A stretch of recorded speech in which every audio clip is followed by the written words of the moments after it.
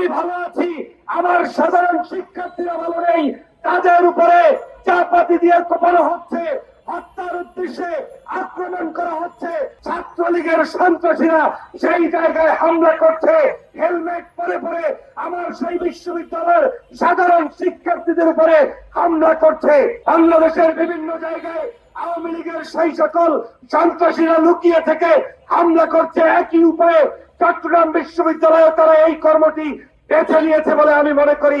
আমরা সারা বাংলাদেশের মানুষ দেখেছি, স্তব্ধ হয়েছি, পাকরুদ্ধ হয়েছি বিশ্ববিদ্যালয়ের সাধারণ শিক্ষার্থীদের উপরে, ছাত্রছাত্রীদের উপরে সেই জায়গায় সন্ত্রাসীরা কিভাবে হামলা করেছে, তাদেরকে কিভাবে কুপিয়েছে, তাদেরকে কিভাবে মুমূর্ষ করেছে।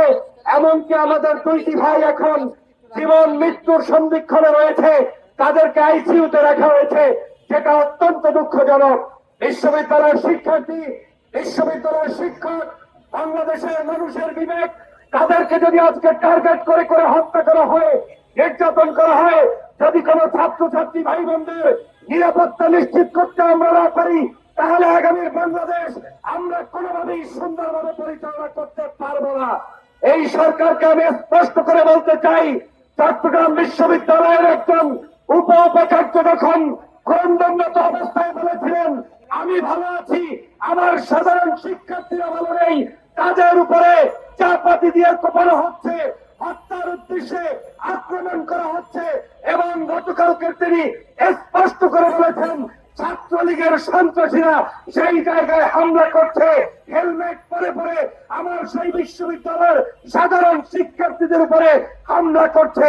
আমি এটাকে মনে করি রাজনৈতিক অস্থিরতা সৃষ্টির উদ্দেশ্যে বাংলাদেশের বিভিন্ন জায়গায় আওয়ামী লীগের সেই সকল সন্ত্রাসীরা লুকিয়ে থেকে হামলা করছে। একই উপায়ে চট্টগ্রাম বিশ্ববিদ্যালয়ে তারা এই কর্মটি বেছে নিয়েছে বলে আমি মনে করি।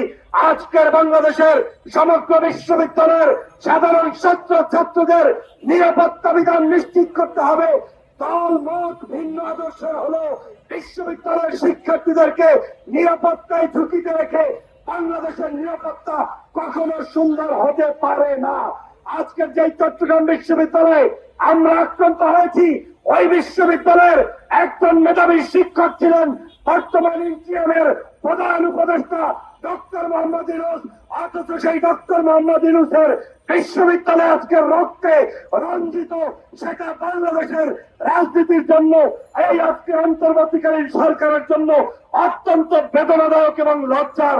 সরকারকে বলতে চাই, আপনাদেরকে সুনির্দিষ্ট অভিযোগগুলো তদন্ত করে গ্রেপ্তার করতে হবে। আইনের মাধ্যমে ছাত্রলীগের কার্যক্রম যেভাবে বাংলাদেশে নিষিদ্ধ, বিশ্ববিদ্যালয়ের এরিয়া সহ বিভিন্ন জায়গায় তাদের সকল অপতৎপরতার বিরুদ্ধে আইনানুগভাবে ব্যবস্থা গ্রহণ করতে হবে।